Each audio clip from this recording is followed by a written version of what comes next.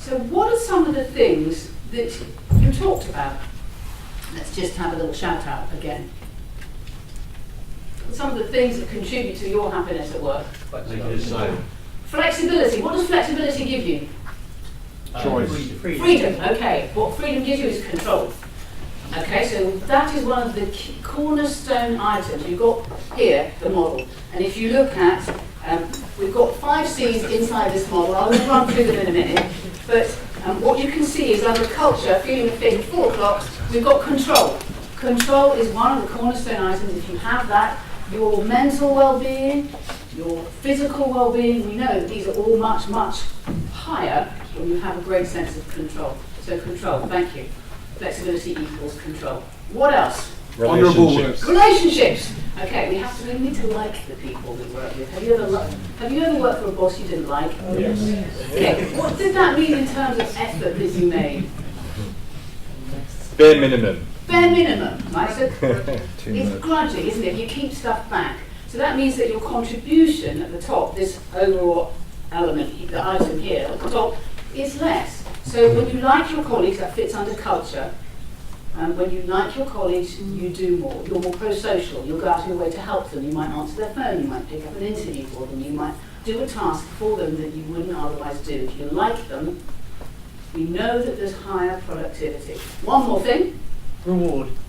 Reward. Tell me about reward. What does that give you? Money. Money. Okay. What does that give you? Happiness. Recognition. So reward is about recognition. Yes. So a lot of recognition comes in many forms, and we know that quite often people, when they want recognition, it's not about the money.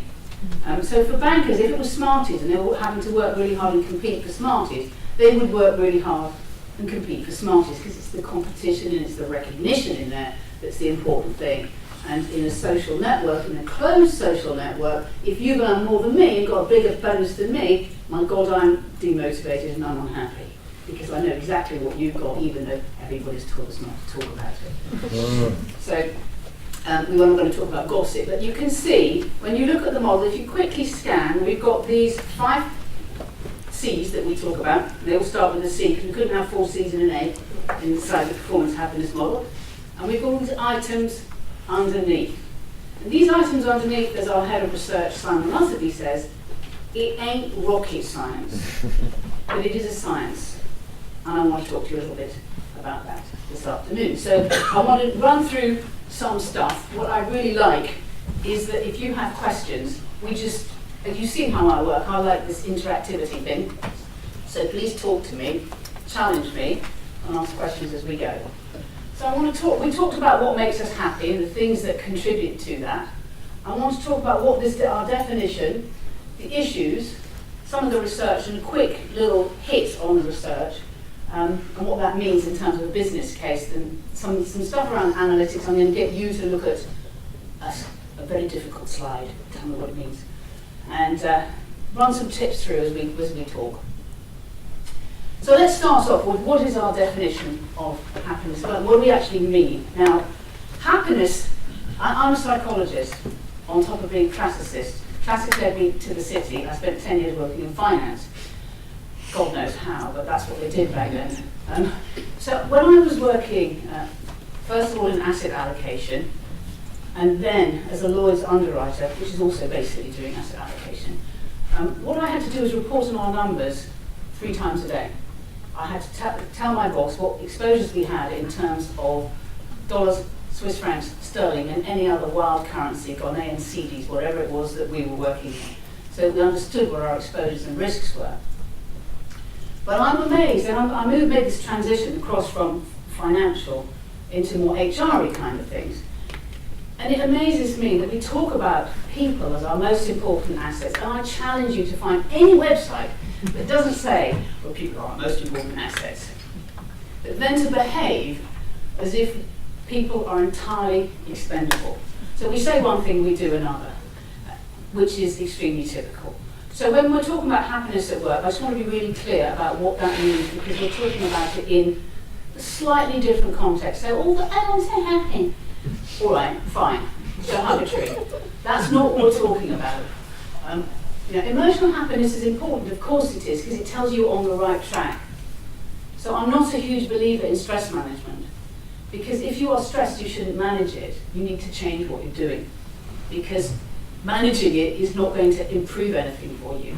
So this emotional happiness, it tells you keep going, and it's in there. It's in the model. Mindset happiness is this thing. We've heard the word mindset quite a few times already today. So it's this mindset which seems to be the gateway for doing things. It's how you walk into a room. It's how you go about a task. It's how you pick up the phone. It's about how you think about what you're doing at work. So that's the thing that we know from 20 years of cognitive behavioural therapy. We know that if you change the way you think about things, you change the outcome. So that's what we're talking about. Trait happiness is of course important, and this is why this thing happiness is a multifaceted concept. Trait happiness is important, and I would encourage you that if you're looking at two people saying, is it Jim or is it Jess? Well, if Jess is a miserable old cow, take Jim. Because people who have more of this thing tend to overestimate their abilities slightly, but they will just try that little bit harder. And we know that if you are a big born pessimist, actually what happens is that you underestimate your capability and capacity and you do slightly less. Plus, how many of you have worked with huge pessimists? What's it like having them in the room? Right, it's draining, isn't it? So where do you put your energy? In another room. You put your energy into them, don't you? And then that means you have less energy for what you're actually trying to do. So this is where all these things are interrelated. Hence, we've got this kind of complex model, which you can see described in the ecosystem. I'll get to that. So and if anybody wants to take photos of these, that's fine, or they'll be available to everyone afterwards, won't they? But if you feel you want to get your iPad up and go click any slide, please do so. So this is our definition. We've got this happiness at work as a mindset, which enables action to maximize performance and achieve potential. So it's this enabler that we're talking about.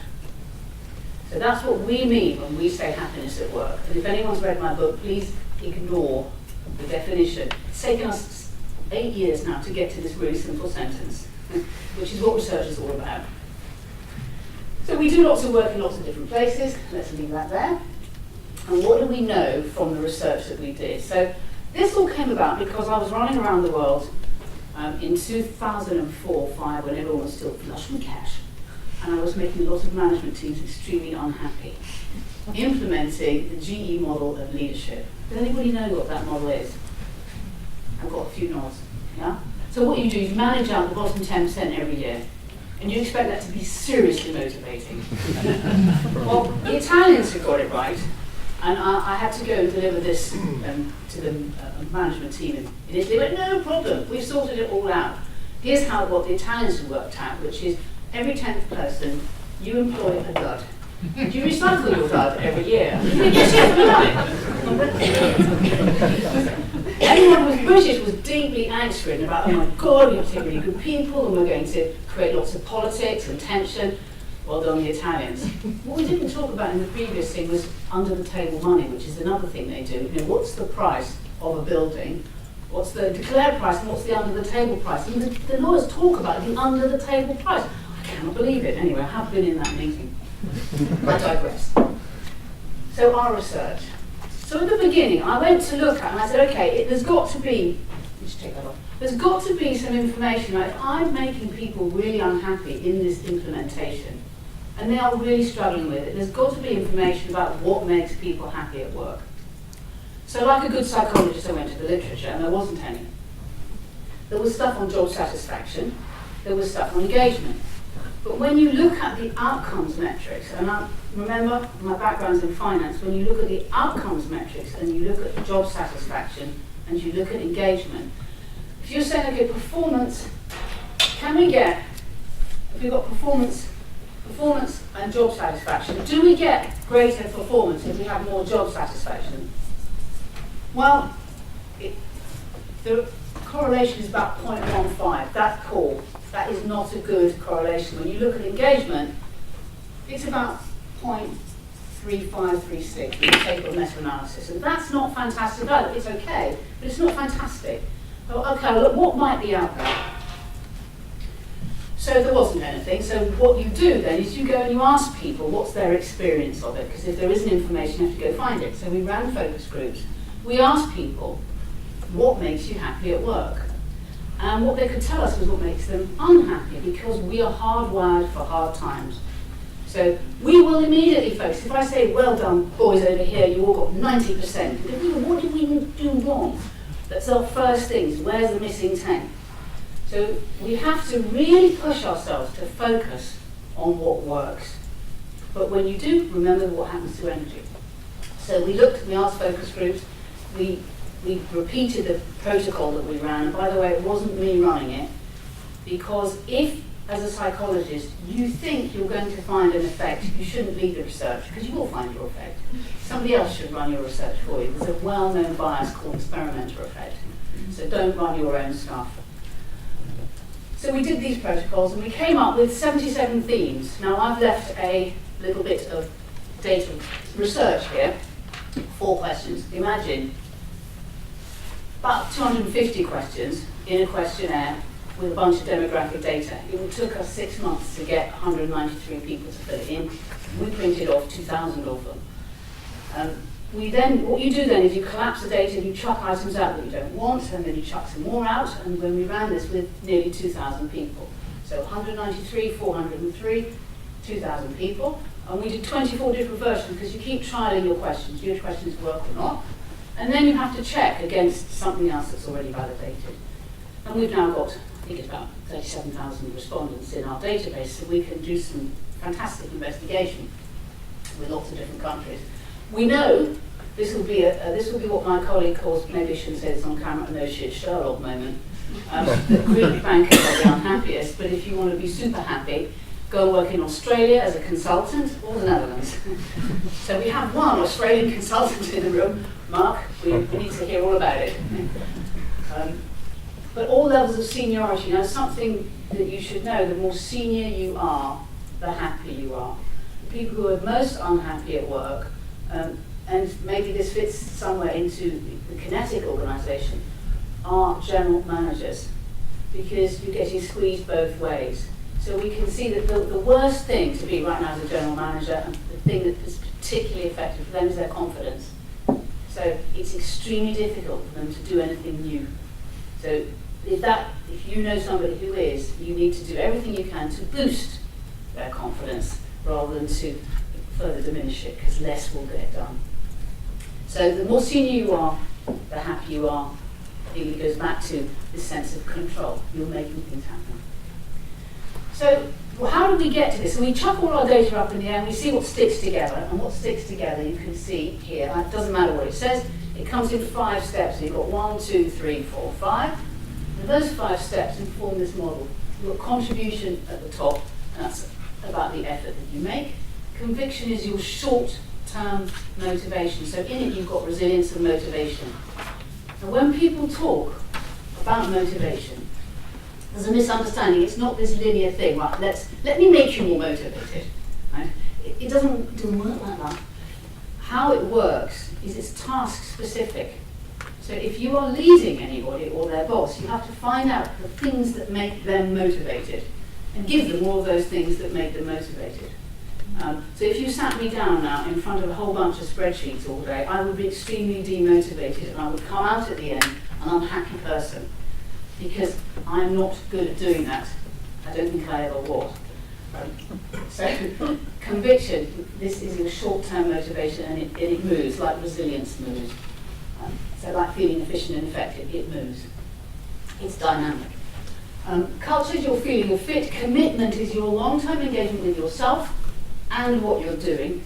And confidence is what it says on the tin. Now, I think it's really interesting. Around the outside, we've got this trust in an organisation, pride in an organisation. And I was talking to, sorry, I can't remember your name, from Pfizer. I was talking about trust and the importance of trust in an organisation. That is not at all well understood. And if you go to, there's a lovely paper which I pulled out the other day by a woman called Cynthia Fisher, and there's just this paragraph on trust, and it's one of those, tough academic papers, and you have to really screw your eyelids open to read it. And it just says there is not much known about this important topic.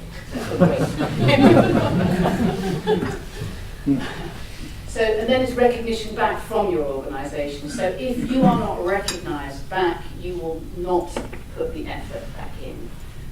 So how does this work? Shall I give you an example, or are you all clear? Speak now, clear. Example? Example. Personal example? Yeah. Oh, right. You twisted my arm. So I was working with a guy who used to work in China. And he was working for a very large American organisation, and he ran the business development team. And he was supersonically successful. He did thousands of % in terms of what he delivered to the business in terms of value. And he thought, I don't want to be posted back to the US when they ask, and I want to stay here in China because I love this place and I know how to make things work. So he got himself headhunted by a Chinese organisation. Now he was a Dane. Has anyone ever worked with Danes? Or Dutch guys? Yeah? So what do they like to work with? Fair, yeah? Direct. Is that direct? Yeah, anything else? Pretty bullish. Pretty bullish. Yeah. Okay, I think it's the direct thing.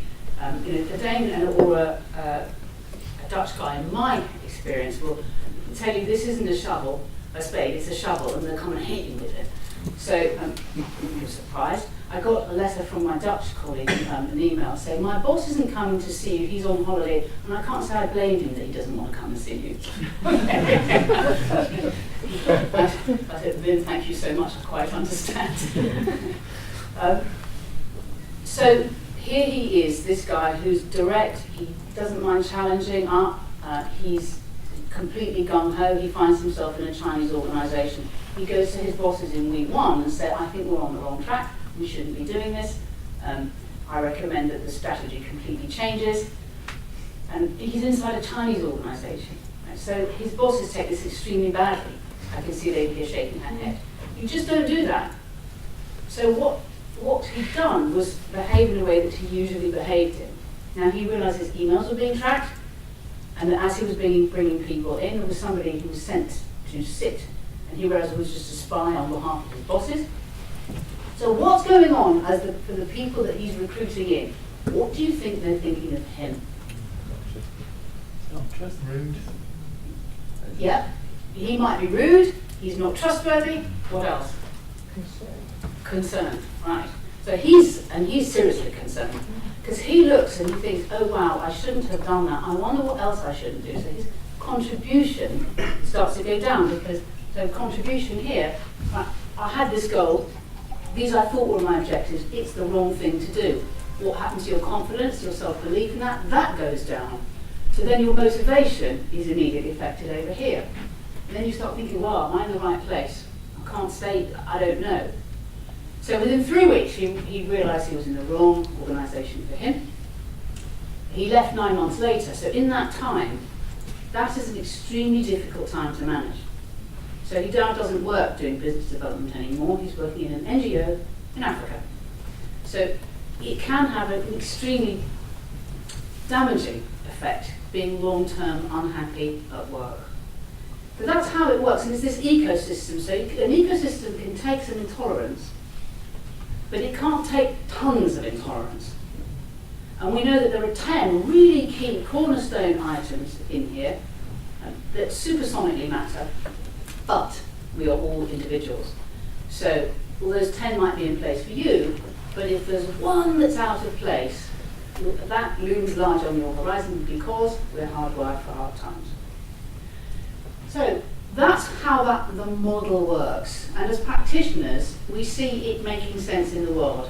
Because, let me just ask you, how does the model feel to you? Good.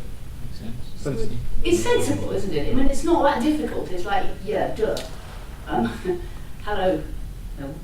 I think the thing that we've done is provide people with a language, a way of talking about things, and something that is easy to get your head around. It ain't rocket science. It's easy to access. So if we look at this, what do we know about outcomes when we start investigating our data?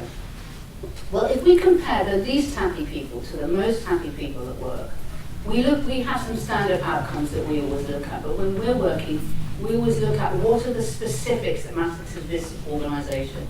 So it could be employee turnover, it could be some kind of internal metrics, lost customer complaints, lost bags, shrinkage inside a shop. It could be anything that matters to that particular organisation.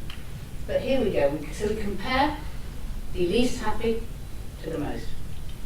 And what we can see is intention to quit. It's 60 months for people who are most happy at work, and it's now 18 for people who are least happy. And that number has been creeping up since recession. It used to be pre-recession, it was 6 months. Then it went to 9, then 12, then 15, now 18. So that number is creeping up. So when organisations say to me, oh, it's great, you're retaining a lot more people. Yeah, but who? Who are you retaining? That's the first thing. So then we've got sick leave. We're looking at sick leave, and we can see that if you're really happy at work, you take 3/4 of a day off sick per year, as opposed to 7 days off sick if you're really unhappy at work. Whether that's real or not real, I'm not sure. But we had to take some public sector data out because it was really contaminated. The Met have got 28 days average sick leave. I mean, that is phenomenal. So then sick leave has become a right rather than a privilege. So then we're looking at something else called focus on task, and we ask people, what percentage of your time do you spend focused on task? And if you're really supersonically happy at work, it's 78, 80%. It's solidified at 80%. Now 80%, 4 days a week, if you think about it. And the people who are most unhappy at work are now saying it's 40%. And I thought that was a bit too round, so we did check the numbers, but 40% is 2 days a week. Pre-recession, it was 51% that they were reporting at. So it dropped off by 11%.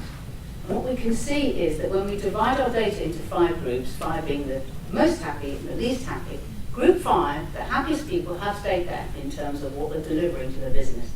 But group 4 has dropped to group 3 to group 2, group 2 to group 1, and group 1 are now doing half a day less a week than they were. So this is telling you something, that actually I think it's fine to manage out people who are not happy at work. They're not going to leave and not going to do very much. So I'm not against that as a process, because in terms of social networks, they have a very, very damaging effect. And I'm sure that our next speaker will talk about social networks, because they spread that unhappiness to 2 degrees within a social network. Not towards a customer or a client. So focus on task. I've talked about energy. People who are happiest at work are telling us they're energized 78% of the time. Least happy 13% of the time. So that's again, think about the effect on everybody else. All right, so what? I hear you shout. We have these people, we have to put up with them. It's HR's business to sort them out. It's not our problem. Except that the leadership of organisations is now starting to change, and about time too. And we are seeing, as Gen Y is coming in and taking their place in our organisations, that they're demanding something different.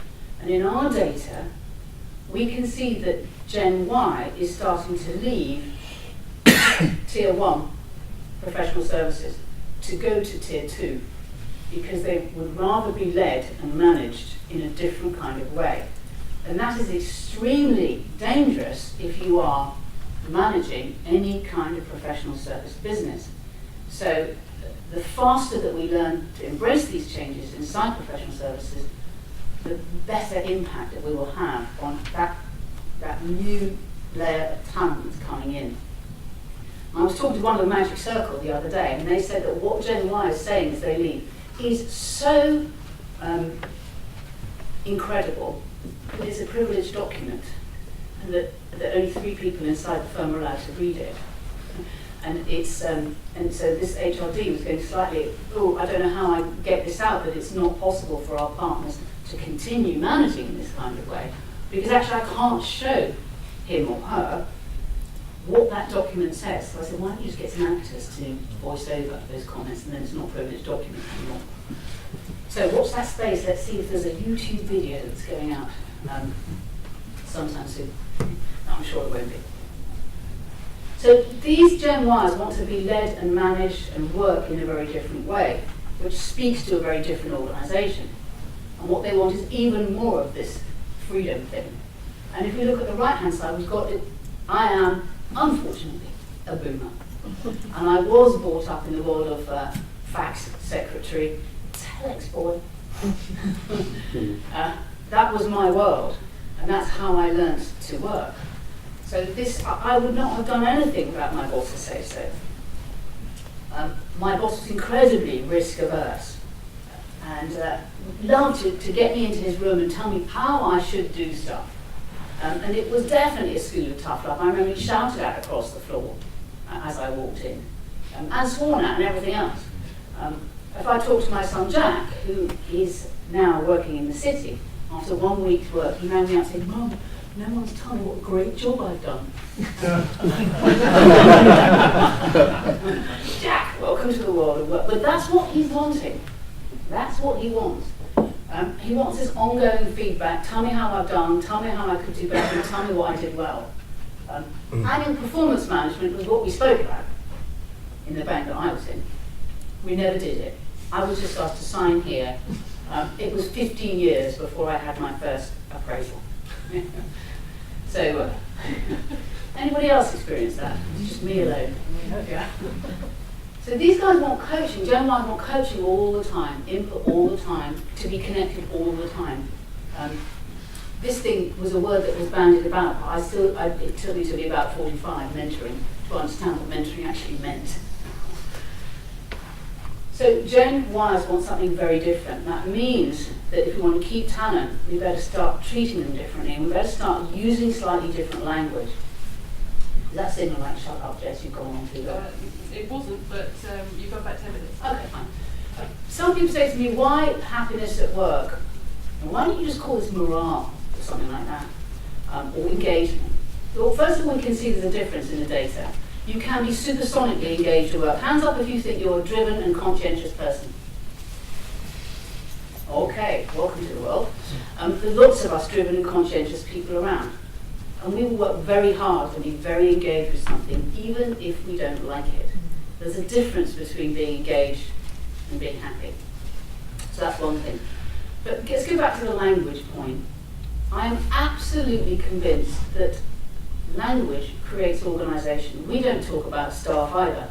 Staff, for me, is what you find behind a green baize door in Downton Abbey.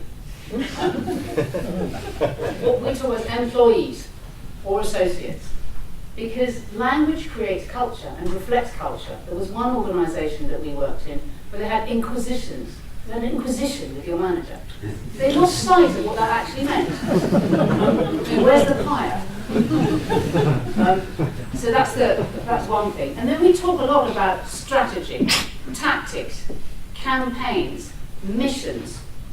We have all this very military language. We talk about Manning. It's been said twice in this room already. Manning.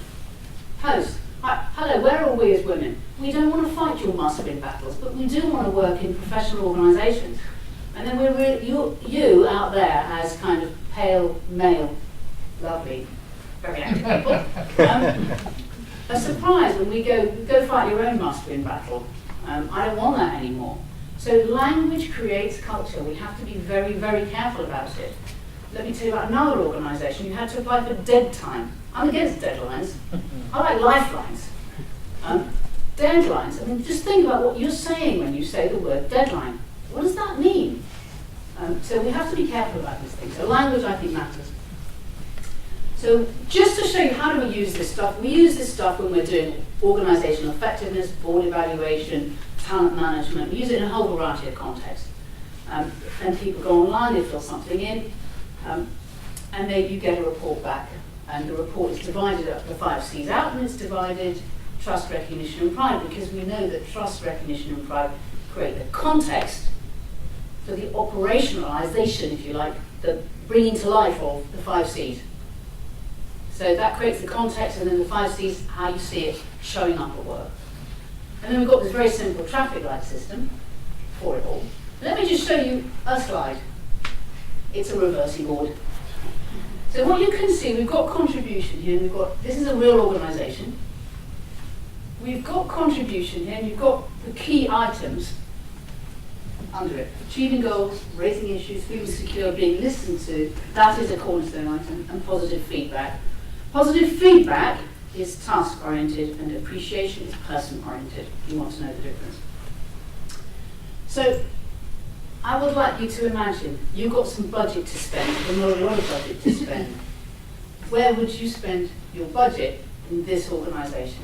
Let's have 1 minute, buzz around the table. Okay, we go for sales. Okay. And?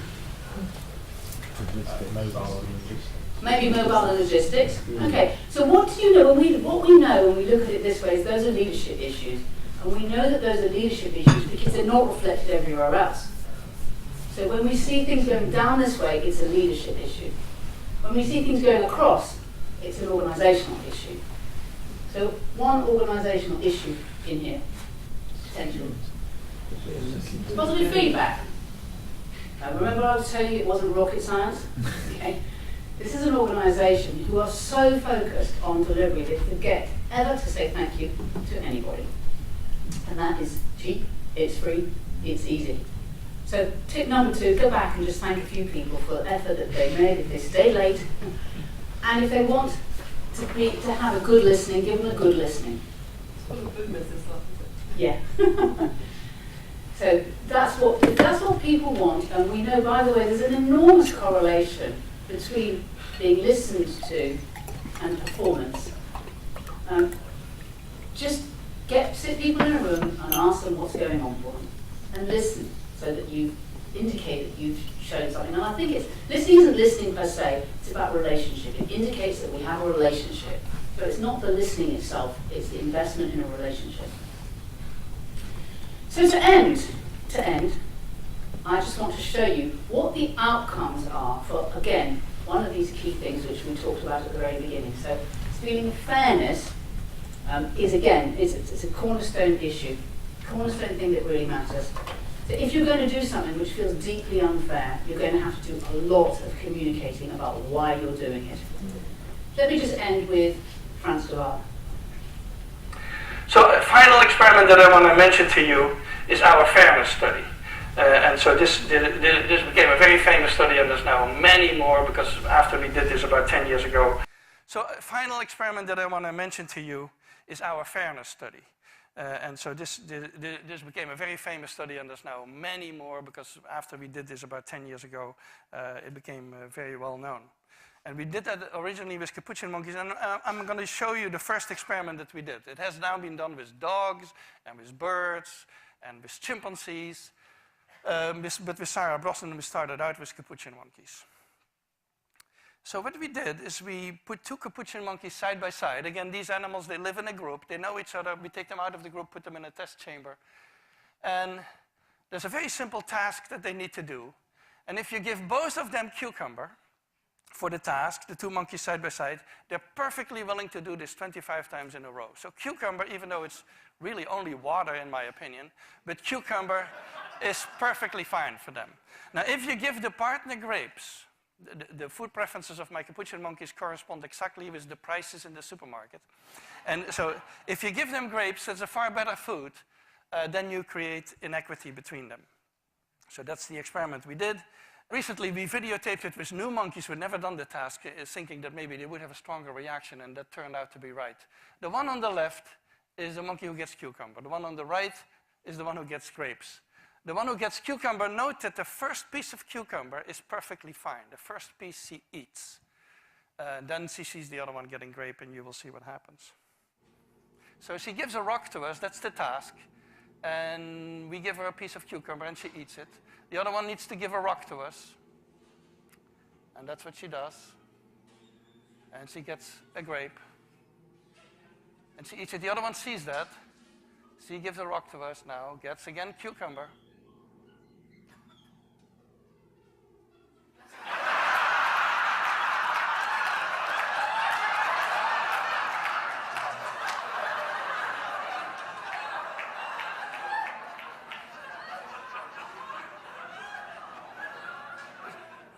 She tests the rock now against the wall. She needs to give it to us.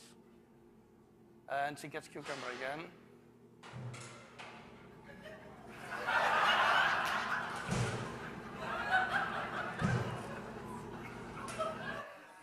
So this is basically the Wall Street protest that you see here.